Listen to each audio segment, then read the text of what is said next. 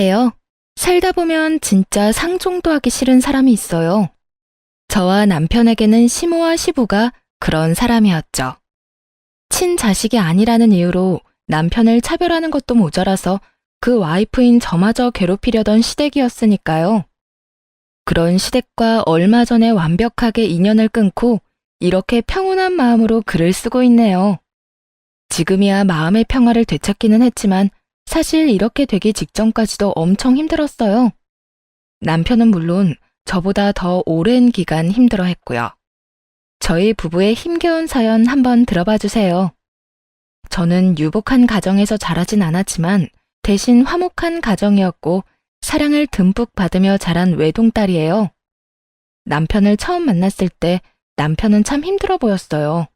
항상 어딘가에 쫓기는 것만 같았거든요. 대기업을 다니던 남편은 회사에서도 쫓기는 것처럼 일했고 집에서도 편히 쉬지 못하고 내내 밖으로 돌아다니더라고요. 당시 저는 집과 거리가 먼 곳에 발령받아 자취를 하는 중이었는데 저의 자취방에 오는 걸 남편이 무척 좋아했었죠. 그렇게 함께 있는 시간 동안 점점 안정을 찾던 남편은 저에게 프로포즈를 했어요. 그래, 우리 아들이 며느리감으로 아주 참한 아가씨를 데려왔구나.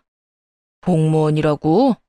안정적이고 좋은 직장만큼 좋은 게 없지. 프로포즈를 받고 처음으로 만난 시부는 다행스럽게도 좋게 봐주셨어요. 그런데 그 옆에 있던 시모는 전혀 다르더군요. 말단 공무원이 뭐가 좋다고 난리예요? 그런 거 공부만 좀 하면 다 하는 거예요. 집안에 돈 한 푼 없는 애를 데려와서는 꼭 어디 가서 자기 같은 애를 데려와? 오호, 며느라가 듣는 데서 무슨 말을 하는 거야? 이해해라. 네 시엠이 될 사람이 마음이 좁아서 그래. 시부 말에 시모는 입을 삐죽이고 있더군요. 시부는 그런 시모를 흘겨보고는 저한테 인자한 미소를 지으며 말했죠. 그래, 우리 아들이 이렇게 참한 아가씨를 데려왔는데 아버지 될 내가 가만히 있으면 안 되겠지. 어디, 내 명의로 아파트가 하나 있는데 그걸 너희 신혼집으로 쓰는 게 어떻겠냐? 남편이 아버지 하고 입을 떼는데 뜬금없이 옆에서 쇳된 목소리가 터져나왔어요. 당신 그게 무슨 말이에요? 그 아파트를 왜 첫째한테 줘요? 첫째 아들한테 집 해주면 둘째 아들한테 뭐 해줄 건데요? 아파트가 그거 하나뿐인데 그걸 주는 건 형평성에 어긋나죠? 우리 아들은 아들도 아니에요? 시모의 반대에 남편이 급하게 입을 다물었고 저는 당황한 표정으로 시모를 쳐다봤죠. 지금 당장은 현금이 별로 없어서 그렇지 이 사람아. 그래도 아들 장가 가는데 집 한 채는 해줘야 할 거 아니야. 아들이 둘인데 왜 그 생각을 못하는 거냐고요. 우리가 재혼했다고 설마 아들들 차별하는 거예요? 아니 누가 차별을 했다고 그래? 내가 당신 아들 사업자금 필요하다고 할 때 안 된다고 한 적 있어? 그놈이 다 말아먹어도 돈 빌려줬잖아. 어쨌든 난 반대예요. 우리 아들도 결혼 정년기예요. 곧 있으면 결혼할지도 모르는데 형한테 주고 남은 찌끄러기나 받아먹게 할 생각인 거면 나 당신 가만 안 둬요. 시모는 단단히 화가 난 모양이었어요. 그걸 보는 시부가 답답하단 표정으로 시모를 쳐다봤지만 딱히 뭐라고 화내진 않더군요. 난감한 표정으로 남편과 저를 쳐다볼 뿐이었죠. 남편은 이 상황이 익숙한 건지 시부에게 그러더군요. 아버지, 저희는 집 안 해주셔도 돼요. 그냥 저희 알아서 할게요. 들었죠? 애가 한두 살 먹은 애도 아닌데 어련히 자기가 알아서 하겠죠. 대기업 다니면서 그 정도 돈도 안 모아놨겠냐고요. 그래도 아들이 결혼하는데 아버지가 돼서 어떻게 아무것도 안 해줄 수가 있겠어. 그러면 일단 내 수중에 꺼낼 수 있는 돈은 1억 정도 있으니까 그걸 보태주마. 그래도 괜찮겠어? 예, 아버지. 아버지 편한 대로 하세요. 전 괜찮아요. 남편은 뭐라도 상관없다는 표정이었어요. 그렇게 저희는 결혼할 때 1억을 지원받아 집을 해결하기로 했어요. 다행이라면 저와 남편이 돈을 좀 모아놔서 대출을 많이 받지 않아도 집을 마련할 수 있었다는 점이었죠. 이 상황을 옆에서 지켜보며 남편이 왜 그렇게 집안에서 겉돌았는지 눈치를 어느 정도 챘어요. 남편만이 그 집에서 겉돌고 있더라고요. 어느 누구도 남편에게 친애의 정을 보이는 사람이 없었어요. 시모 눈치나 보는 시부, 둘째 아들만 감싸고 도는 시모, 형에게 과도한 열등감을 품고 있는 시동생까지. 정말 이 집에서 정을 못 붙일 수밖에 없었구나 하는 생각이 들었죠. 그래서 이 사람에게 최대한 마음의 안식처가 되어줘야겠다고 생각하게 되었기도 했고요. 그런데 결혼을 하고 나서는 남편을 향했던 시모의 가시가 저한테 향하는 걸 느꼈어요. 처음에는 기분 탓인가 싶었는데 그게 아니더라고요. 명확하게 저를 노리고 있었죠. 너희 시아버지가 너한테 오냐오냐 한다고 기고만장하지 말아라. 그거 다 겉으로 보여주기 식이야. 공무원 며느리가 밥 먹여줘? 그저 허영허식이 아주 쩔어서는. 시모의 말 때문에 시부가 저를 그리 좋아하지 않나 생각하기도 했는데 그렇지는 않더라고요. 시부는 진짜 진심으로 며느리인 저를 좋아해 주셨어요. 이유는 아들만 둘인 집에 들어온 첫 번째 며느리였기 때문이었죠. 게다가 시부가 좋아하는 직종을 가졌으니 더했고요. 시부는 저를 볼 때마다 불러서 용돈도 주시고 맛있는 거 먹으라며 따로 한우도 챙겨주고 하셨어요. 그런데 그걸 옆에서 보는 시모는 정말로 눈에 쌍심지를 켜고 그걸 막으려고 하더군요. 제 눈에 시모는 시부의 사랑을 빼앗겨서 초조해하는 어린애처럼 보였어요. 시부가 제게 잘해줄 때마다 시모는 저를 더 괴롭혔거든요. 시부가 없는 자리에서는 이미 했던 설거지 트집 잡아 한 번 더 시키거나 복장이나 머리를 지적하기도 했고 말이에요. 뭐 그런 사소한 것들은 참아줄 수 있었어요. 하지만 정작 참을 수 없는 부분은 따로 있었죠. 명절 때 일이었는데 시댁에서 명절을 지내고 친정으로 가기 위해 일어난 참이었어요. 몸이 좋지 않아 누워있던 시부는 멀리 나가지 않는다며 밖에 준비해둔 선물 잘 들고 가라고 하시더군요. 그렇게 시모와 함께 거실로 나와 현관으로 가는데 현관 앞에 시부가 말한 선물이 있더라고요. 8개나 되는 선물 상자들이 있었는데 시모가 그 중에서 2개를 골라주더군요. 안쪽을 슬쩍 보니 누가 봐도 생필품 세트였어요. 나머지는 고운 보자기에 포장된 누가 봐도 비싼 것들이었고요. 그런데 정말 수상하다고 여겨질 만한 게 눈에 보였어요. 선물이 모두 2개씩 딱딱 나눠져 있었거든요. 한눈에 봐도 아들들 둘에게 4개씩 나눠주라고 준 것 같아 보였죠.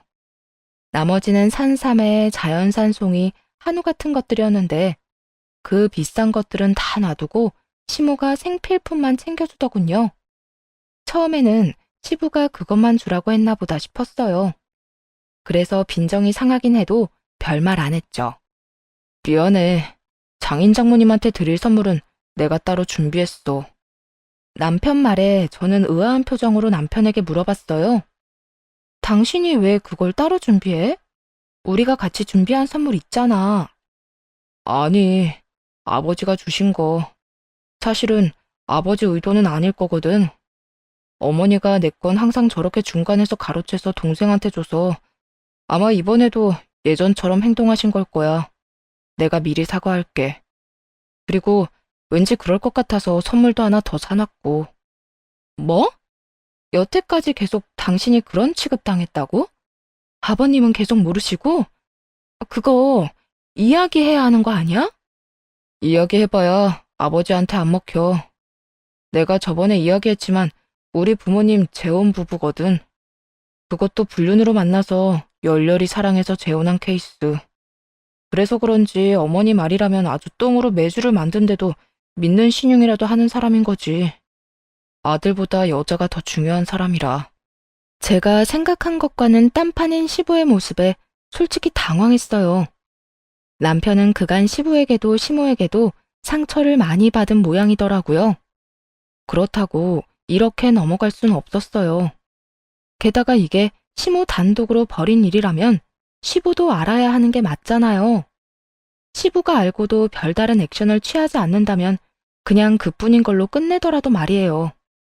그렇게 명절이 끝나고 며칠 뒤 주말에 친정엄마가 시댁에 전해주라고 한 선물은 차에 두고 제가 새로 산 생필품 세트를 2개 들고 시댁으로 찾아갔어요.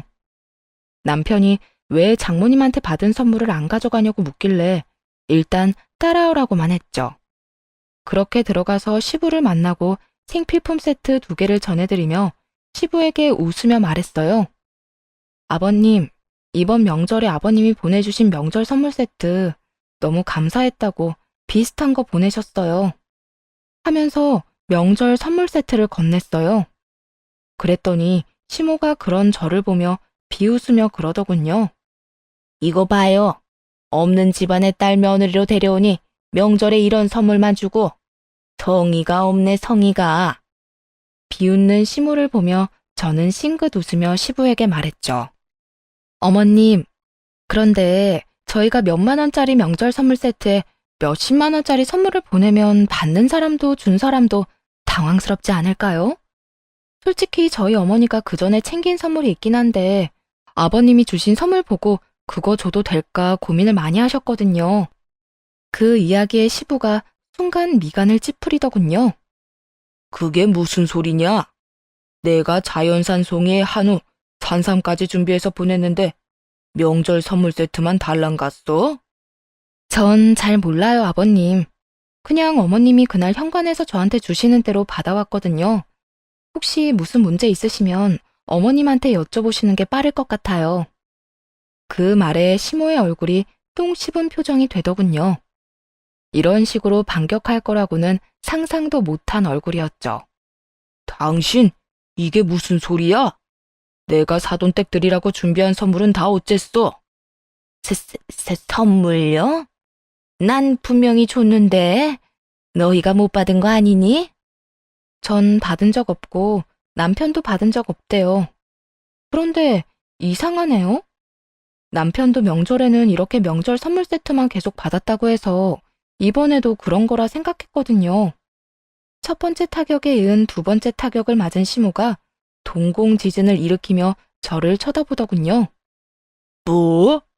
당신 설마 이제껏 내 아들한테 줄 선물까지 안 줬던 거야? 이 사람이 그거 다 어쨌어? 어?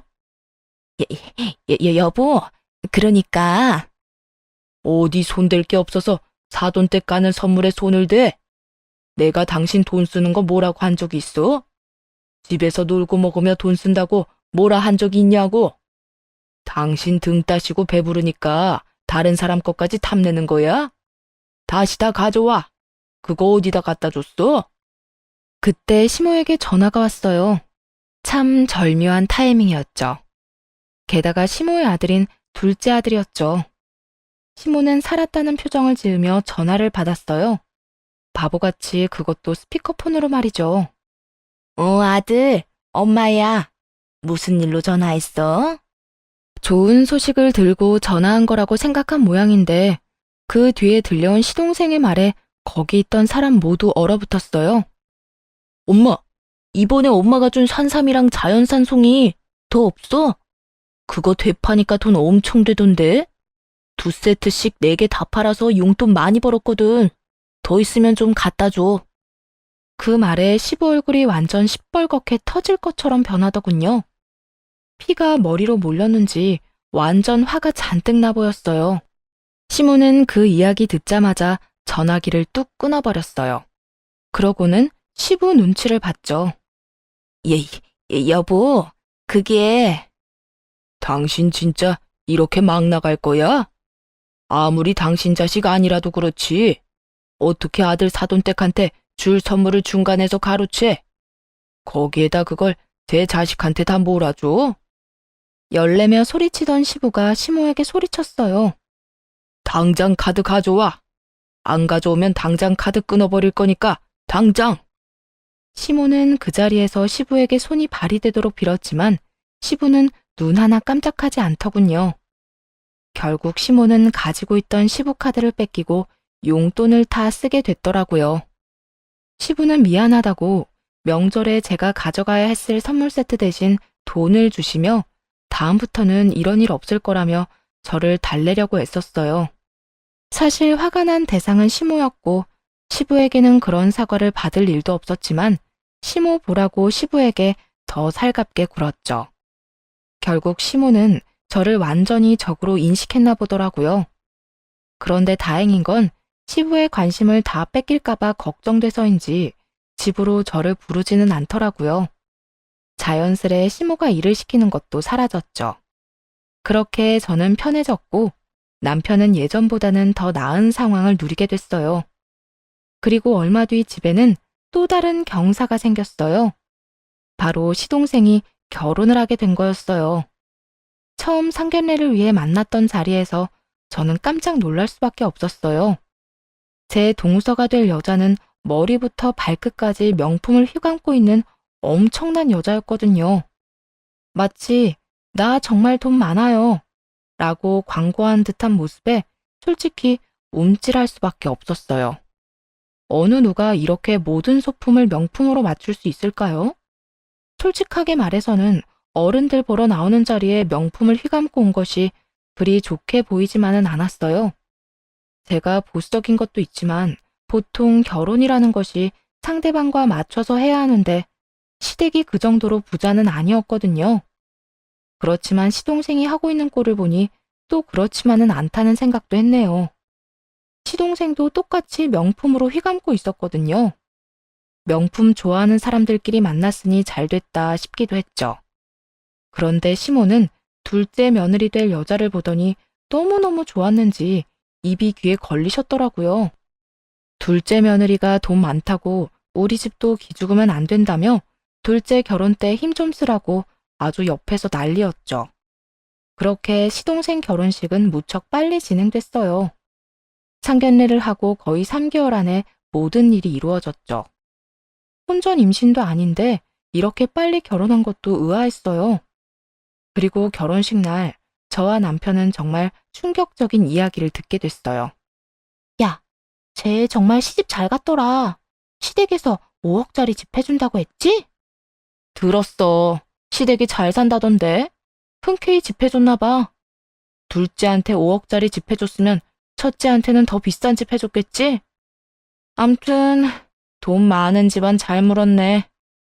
이런 이야기를 동서의 친구들이 나누고 있더군요. 저랑 남편은 동시에 서로를 바라봤어요. 이게 진짜인가 싶었거든요. 당신 아버님한테 뭐 들은 거 없어? 나한테 말해줄 것 같아. 설마 진짜 주신 거야? 전세 뭐 이런 거 아니고?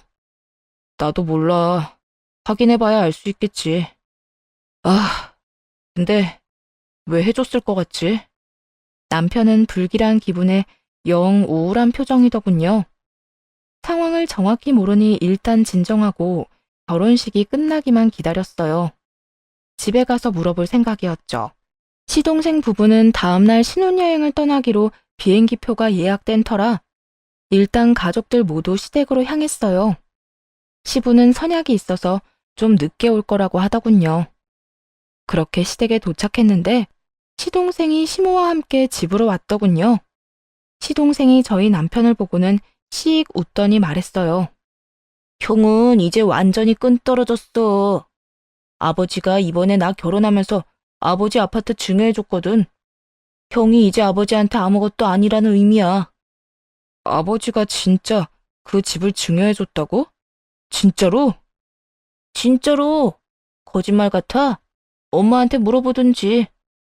어쨌든 이제 앞으로 그 재수없는 면상 이 집에 들이대지 마. 여기 형 자리 이제 없으니까. 알아들었지? 시동생은 그간의 열등감을 모조리 털어내듯 남편에게 굉장히 공격적인 언사를 퍼부었어요. 대기업에 취직해 부지런히 생활하는 생판남이나 마찬가지인 형과 매번 비교당하는 시동생의 열등감인 것이 말할 필요도 없을 만큼 명백했죠. 그렇지만 해도 될 말이 있고 하지 말아야 할 말이 있죠. 이 상황에서 어떻게 저런 말을 하는지 듣고 있는 제가 다 어이가 없더라고요. 게다가 시부가 없으니 일이 어떻게 된 건지 확인하기도 어렵더라고요. 그때 시모가 저한테 쐐기를 박더군요. 그러게, 네가 애초에 잘했으면 아버지도 너한테 뭐라도 주려고 하지 않았겠니? 이제 너한테 기대하는 거 하나 없다는 뜻이야. 괜히 아버지 심기 거스르지 말고 다시는 집 찾지 마. 아예 저희를 이 집안에 발도 못 들이도록 만들 심산이더군요. 남편은 당황한 듯 시모에게 되물었죠. 진짜 이게 아버지 뜻이라고요? 보이는 대로 믿어, 보이는 대로. 네 동생한테 5억이나 준 거 보면 너희 아버지도 우리 아들이 얼마나 잘하고 있는지 이제야 알게 된 거지. 그러니까 제발 앞으로 잘 사는 우리들한테 오지 말고 너희들끼리 살아, 너희들끼리. 시모 이야기를 듣고 남편은 화를 내며 소리쳤어요. 이거 다 아줌마 짓이죠? 아줌마가 우리 아버지 살살 꼬셔서 동생한테 증여하라고 했을 거 아니에요. 아버지가 처음에 저 결혼할 때 그 집 주려고 하신 것 때문에 지금 이러는 거잖아요. 남편이 이야기하는 걸 들어보니 느낌이 오더라고요. 시부 명의의 그 집이 자기 친자식이 아니라 전처 자식에게 갈까봐 걱정된 모양이었어요. 그러니 결혼도 급하게 시킨 모양이고 그 결혼을 이유로 집까지 증여해달라고 했겠죠. 니들 마음대로 생각해.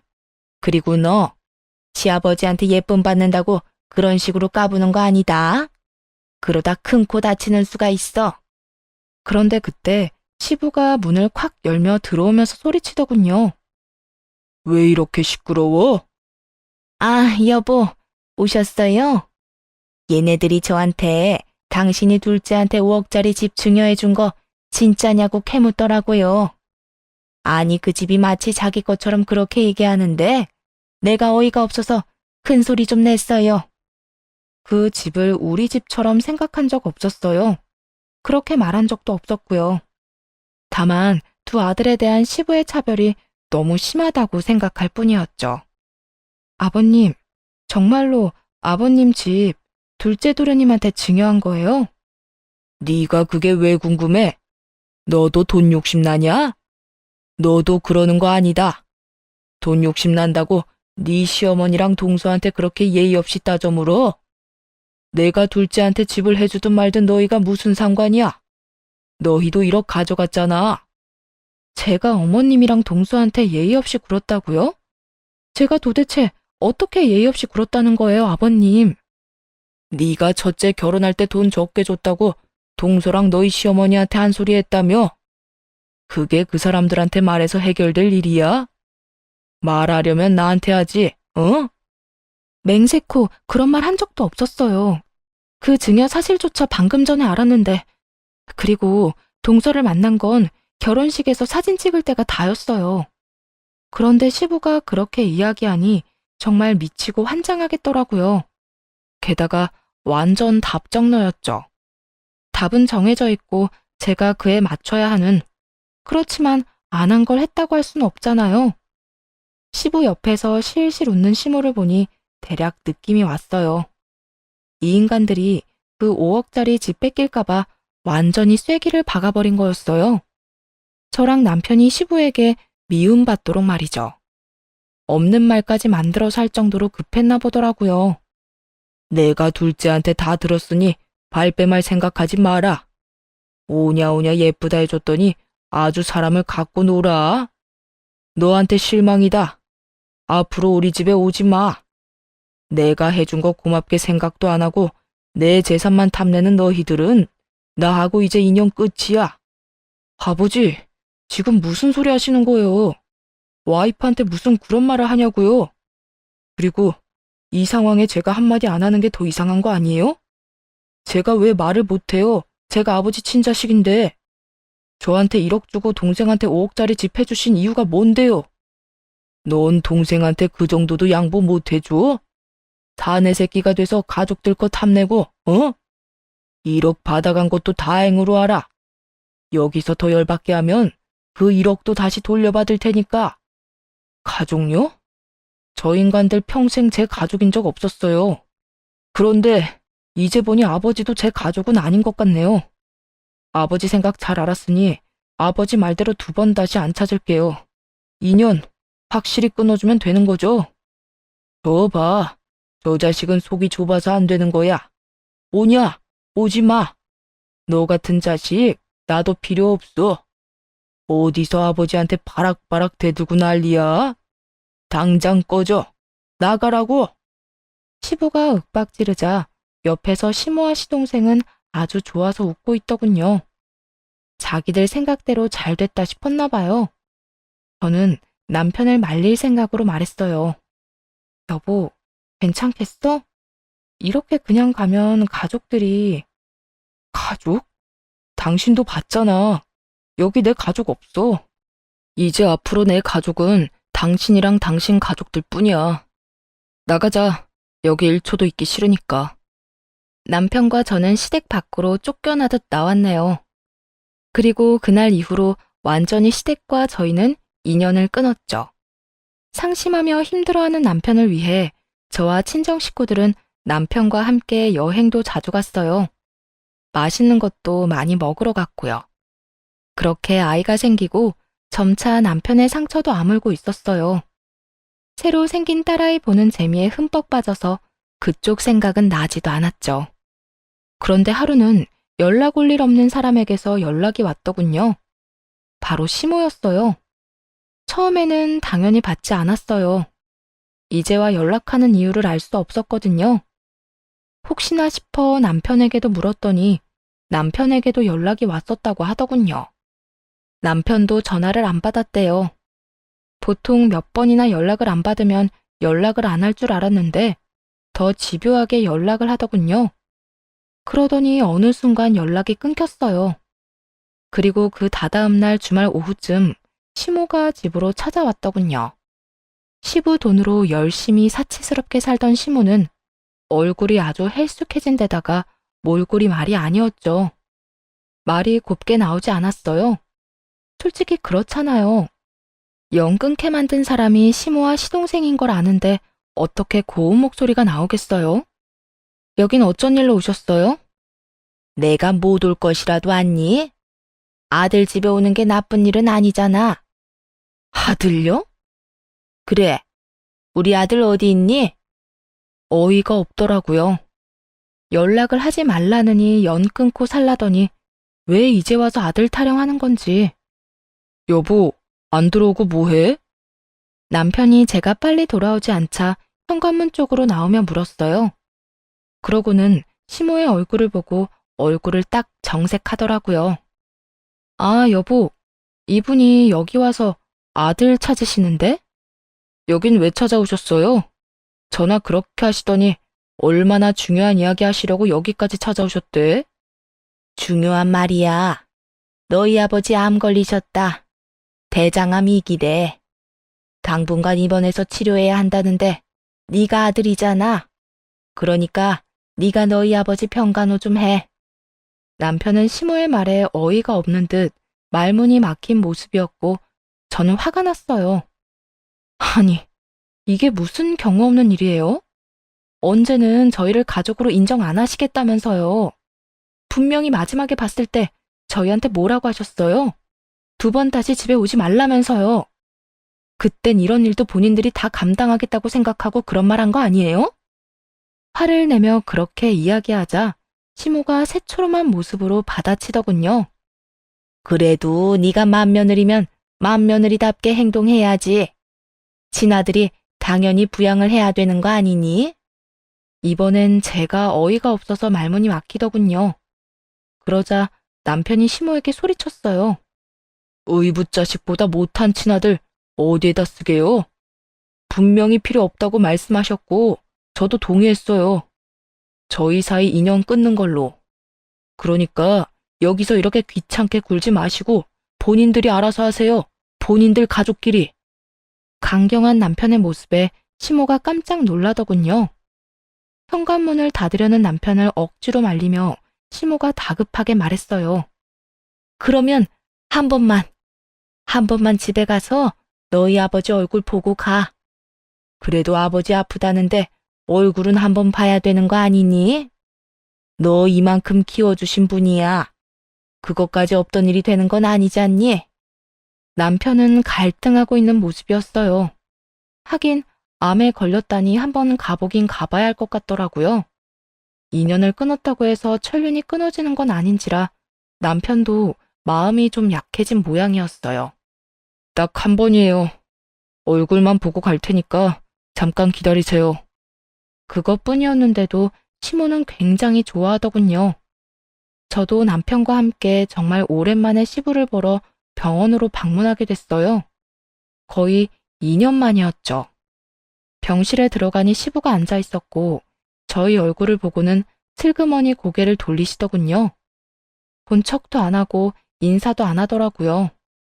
시모가 두 사람 사이에서 부산스럽게 움직이며 그러더군요. 여보, 당신 아들 왔어요. 예, 너도 멀뚱멀뚱 서 있지 말고 어서 앉아. 이것 좀 봐라. 네 아버지 이렇게 말라 비틀어져서 네 아버지 불쌍하지도 않니? 시모는 저희의 동정심을 자극하려고 아주 노력하고 있었어요. 솔직히 들을 가치도 없다고 생각했지만 제 부모님은 아니니 일단 시모의 헛소리를 듣고 있었고요. 시모는 점입 가경이었죠. 당신도 이제 걱정 말아요. 당신 아들이 이제 왔잖아요. 장남. 맏며느리랑 장남이 당신 잘 보살펴 줄 거야. 또 튀어나온 그 말에 남편이 코웃음을 치며 말했어요. 우리더러 자식도 아니라고 한 사람이 아버지예요. 어머님은 그 일에 한몫하셨고요. 그런데 왜 우리가 아버지를 보살펴요? 친아들보다 아끼는 둘째 아들은 어디 가고 두 분만 계세요? 걔들 없으면 우리도 아무것도 안 할 거니까 지금 당장 불러와요. 남편은 당장 시동생과 동서를 불러오라고 딱 잘라 말했어요. 동생네 없으면 지금 당장 가겠다고 으름장을 놓자 시모가 그제야 시동생에게 전화를 했어요. 시동생은 심드렁한 표정으로 느긋하게 병원으로 들어오더군요. 바쁜 사람은 왜 불러? 아버지 왜 안 모시냐? 네 일 아니야? 이게 왜 내 일이야? 형이 친아들이잖아. 그러면 친아들이 아버지 데려가는 게 맞는 말이지. 친아들이고 가짜 아들이고 뭐가 중요해? 받은 만큼 하면 되지. 네가 받은 5억 딱 그만큼 아버지 책임져. 네가 그만큼 하면 난 아버지한테 받은 1억만큼 책임질게. 그게 공평하다고 생각하지 않아? 친아들보다 증여 많이 받아갔잖아. 형, 우리가 증여 좀 받아갔다고 아버지 재산이 없는 게 아니잖아. 아버지 돌아가시면 어차피 이 재산들 다 형 건데. 말은 똑바로 해. 너랑 어머니도 돈 받는 거거든? 나한테 아버지 모시게 하려면 5억 받은 거 토해내. 그거 아버지한테 돌려주면 내가 그 돈으로 아버지 모실게. 그걸로 수발들 때 드는 인건비며 병원비며 노동비까지 해야 하지 않겠어? 줬다 뺏는 게 어딨어, 형 것도 아닌데. 그리고 이미 그 돈은 없어. 형이 아무리 원해도 못 주지. 누가 나한테 달래? 아버지한테 돌려주라고. 아니면 집을 팔아서라도 가져와. 아니면 그 집을 다시 아버지한테 돌려주던가. 그 집이 아직 있을 것 같아? 벌써 팔아서 사업 미천으로 썼지. 그 이야기에 조용히 있던 시부가 깜짝 놀라더군요. 뭐라고? 그 집이 어떤 집인데 그걸 팔아서 사업 미천으로 써? 너 얼마 전에 사업도 망하지 않았어? 내가 그거 줄 때 절대로 사업하지 말라고 했잖아. 아버지, 제가 할 줄 아는 게 그것뿐인데 그럼 어떡해요? 게다가 경기가 안 좋아서 계속 적자가 나는 게 제 잘못은 아니죠. 그럼 다른 일을 찾아봤어야지. 넌 장사에 소질 없다고 내가 몇 번이나 말했지. 그걸 안 지켜서 지금 그 집을 날렸다고? 내가 너한테 그 집 줄 때 너 뭐라고 그랬어? 날 더 잘 모시겠다고 하더니 지금 이게 잘 모시는 거야? 그렇다고 아버지가 제 친아버지는 아니잖아요. 염치도 없으시네. 친아들 있으면서 데려온 자식한테 수발받고 싶어요? 그리고 나도 바빠요. 바빠서 못하는 걸 어쩌라고요? 집을 팔아버린 일은 시부와 상의가 된 일은 아니었는지 시부가 이 사실을 알고 불처럼 화를 내더군요. 게다가 시모는 중간에서 안절부절 못하고 있었어요. 그래서 형 불러왔잖아요. 형한테 해달라고 하면 되지. 왜 핏줄도 아닌 사람한테 부양을 하라고 난리야? 그럼 넌 아버지 부양도 안 할 거면서 중요로 왜 5억짜리 집을 받아갔어? 책임을 안 질 거면 받지를 말았어야지. 아버지가 바보도 아니고 아무 조건 없이 줬겠어? 남편 말에 시부모와 시동생이 갑자기 입을 꾹 다물더군요. 하긴 뭔가 해주기로 한 게 있었으니 그 5억짜리 집을 줬겠죠. 내친 김에 남편이 시부에게 물었어요. 아버지, 말해보세요. 5억 집 증여해줄 때 뭐 해달라고 하셨는데요? 그 말에 시부가 아닌 시모가 대답하더군요. 여보, 아무 말 하지 마요.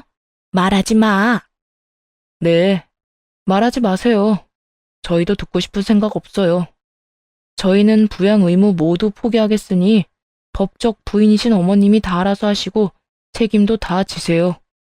남편은 더 이상 할 말 없다는 듯 자리에서 일어섰어요. 그러자 시모가 당황한 표정으로 따라 일어서더니 말하더군요. 얘, 이렇게 가면 어떡하니? 네 아버지는 어쩌고? 그런 건 가족끼리 알아서 하셔야지 왜 남한테 말씀하세요? 지금까지 나 혼자 했어. 했는데 너무 버거워서 그렇잖아. 어떻게 사람이 하루 종일 환자 옆에 붙어 있니?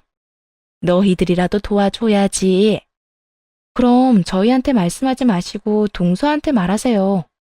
도련님이야 바쁘다지만 동서는 하는 일도 없잖아요.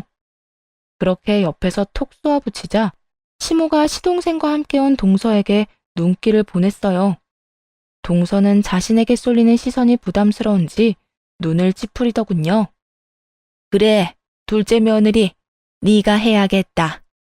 5억 받은 아들이 못하면 며느리인 너라도 해야지. 안 그러냐? 너도 우리 아들이 가져간 5억짜리 집에서 편하게 잘 살았잖아. 이제 그 값을 해야지. 엄마, 제발 그런 말 좀 하지 마. 5억 내가 받고 싶어서 받았어? 엄마가 아버지한테서 받아다 준다고 해서 받은 거잖아. 그래놓고 왜 우리한테 생색인데?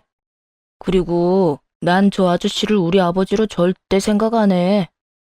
살면서 형이랑 얼마나 비교를 당했는데? 그게 괘씸해서라도 병간호 절대 못해. 남편은 시동생 말에 그저 어이없다는 듯 웃더라고요. 그간의 비교에 피해를 입은 쪽은 단연 남편이었음에도 자기가 피해자라는 식으로 말하는 동생을 보며 정말 어이가 없었나 봐요. 그리고 우리가 온 뒤로 조용히 우리 말만 듣고 있던 시부는 시동생 이야기에 깜짝 놀란 표정이더군요. 시동생이 저런 식으로 생각하는지 전혀 모르는 눈치였어요. 하긴 돈 많고 몸 건강했을 때야 간이며 쓸개며 다 빼줄 것처럼 했지만 지금은 시부에게 남은 게 얼마 없으니 눈치 볼 필요도 없이 자기 생각한 대로 짓거리는 거죠. 아마 이게 진심이었을 거예요. 결국 5억짜리 집을 줄 정도로 애틋하게 생각한 둘째 아들의 머릿속에 저딴 생각이 그득한 걸 듣고는 시부 표정은 완전 무너지더군요. 그걸 불쌍하다고 여겨야 할지 자업자득이라고 해야 할지 참 애매하더라고요. 시동생과 시모는 아예 시부는 생각도 않고 서로 싸움을 벌이기 시작했고요. 그럼 돈이라도 내. 네가 가져간 돈이 얼만지 알기나 해? 그 돈이라도 줘야 간병인이라도 부르지. 엄마, 내가 돈이 어디 있어? 돈 없으면 네 마누라한테라도 빌려. 부자라며. 맨날 집에서 놀고 먹는데도 매번 명품만 두르고 다니잖아. 우리 와이프 부자 아니야. 아, 내가 아버지한테, 아니, 아저씨한테 받은 돈으로 와이프한테 명품 사준 거라고. 그러니까 우리한테서 돈 받을 생각 꿈도 꾸지 마. 시모는 충격을 받은 듯 얼어붙었어요. 부자 며느리라고 좋아하더니 사실은 아들 돈으로 부자 흉내만 내던 여자라는 걸 알게 된 거죠. 너 설마 그 사업한다고 받은 돈을 네 마누라 치장하는데 다 쓴 거야? 정말로 그런 거냐고? 내가 그 돈을 어디다 쓰든 그게 뭔 상관인데? 그리고 사업하면서 돈 없는 티 내면 얼마나 웃겨 보이는 줄 알아? 이게 다 품위 유지비야, 품위 유지비. 얼토당토 않은 말을 짓거리는 시동생을 보며 속으로 한참을 웃었네요. 명품을 두른다고 명품이 되는 게 아닌데 자기 돈도 아니고 의붓아버지 돈으로 부자 흉내를 내는 사람이 둘이나 여기 있더군요. 너 그러면 진짜 한 푼도 없어? 내가 돈 많이 모아두라고 했잖아. 그것도 없어? 네, 없어요. 나한테 아무것도 없으니 기대하지 마, 엄마. 그리고 수발도 안 들 거니까 엄마가 다 알아서 해. 이제 아들한테서 졸업할 나이 지났잖아. 여태껏 자기 입에 떠먹여주던 시모에게 쿨하게 이별을 고한 시동생은 동서를 데리고 나가버렸어요. 시모가 쫓아가며 이야기 아직 안 끝났다며 붙잡으려 했지만 시동생은 매몰차게 친엄마까지 버리고 나갔죠. 결국 시동생도 사라지고 시모가 다시 돌아왔을 때 저희도 나가겠다고 했어요. 난 수발 못 들어. 이렇게는 못 산다고. 알아서 하세요. 저는 상관 안 합니다. 그렇게 저와 남편은 자리에서 일어나 밖으로 나왔어요. 시모가 쫓아오면 난리쳤지만 모두 거절했고요. 시모를 떼어놓고 집으로 돌아왔죠. 그리고 약 한 달하고 보름 뒤 시부에게서 연락이 왔어요. 아들, 애비랑 이야기 좀 하자. 내가 다 잘못했어. 수발 들라고 안 할 테니까 와서 이야기만 듣고 가. 저희는 이제 상관 안 한다고 말씀드렸잖아요. 내가 그 인간들을 몰랐어. 네 동생 아니지? 그 여자아들이 우리 집에서 돈 되는 물건들 다 들고 나갔을 때도 참았다. 그런데 그 여자도 집 세놓고 전세금 들고 튀려고 했지 뭐냐. 내가 그 전에 카드 정지하고 통장이며 비밀번호 다 바꿨더니 그제야 찾아와 손이 발이 되도록 빌더구나. 그 망할 옆에 내가. 말 들어보니 집안 꼴이 아주 콩가루가 다 됐더군요. 시모는 아들보다 한 발 늦게 도망칠 준비를 하다가 각성한 시부에게 제대로 혼쭐이 났나 보더라고요. 씩씩대며 말하는 시부에게 남편이 한숨을 내쉬며 말했어요. 그래서 어쩌시게요? 다 정리됐으니 다시 돌아오라고요? 매몰차게 친자식 버릴 때 저희 이야기도 좀 듣지 그랬어요. 저희가 돈에 환장한다고 믿어놓고 이제 와서 전화해서 무슨 말을 하시려는 건데요? 미안하다. 나는 정말로 그 여자 말대로 너희가 그런 말을 한 줄 알았어.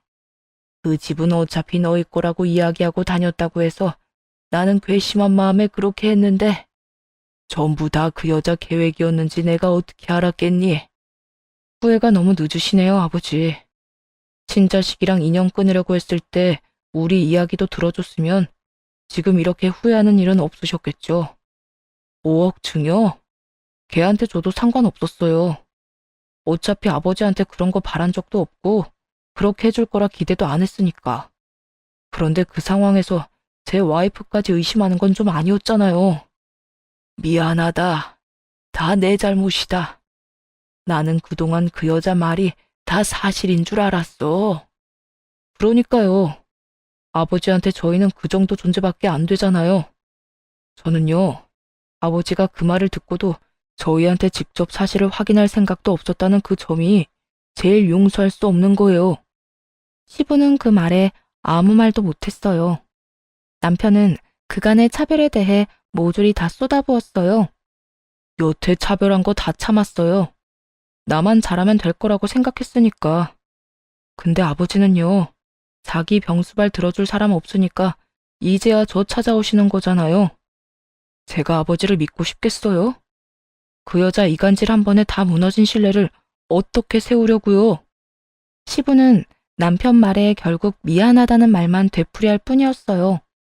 남편도 그 이상은 그저 화풀이일 뿐이라는 걸 알았는지 더 이상 시부에게 화내진 않았어요. 아버지가 아픈 건 아픈 거고 저랑 영 끊겠다고 한 것도 저는 가볍게 받아들인 적 없어요. 그러니 뱉으신 말에 책임지세요. 결국 시부는 본전도 못 찾고 전화를 끊어야 했어요. 그 뒤로 저희는 시부에게 따로 연락은 안 했네요. 다만 몇 달 뒤 남편의 삼촌인 시부의 남동생이 찾아왔어요. 결국 믿을 만한 사람이 주변에 없어서 시부는 본인 남동생을 보호자로 불렀다고 하더라고요. 그리고 기력이 딸려 아무것도 못하는 자기 대신 재산을 맡기고 시키는 대로 해달라고 했다고 하더군요. 그러면서 저희에게 찾아와 시부 근황을 알려줬어요. 분명히 시부가 알려주라고 시킨 거겠죠. 들어보니 시모가 한바탕 휘몰아치고 갔더라고요. 일단 시삼촌이 온 당시에는 두 사람이 이혼하기로 합의가 된 상황이었어요. 솔직히 전 시모가 이혼을 안 해줄 거라고 생각했거든요. 시모 입장에서는 어떻게든 붙어 있다가 유산이라도 먹으면 더 이득일 테니까요. 그런데 시부가 엄청 독하게 굴었다고 하더라고요. 기력 없는 본인 대신 남동생인 시삼촌을 불러와서 아주 시모를 지옥으로 보내버렸더군요. 저희랑 마지막으로 연락한 그 다음날 시삼촌 불러다가 시댁집을 팔도록 했다고 해요.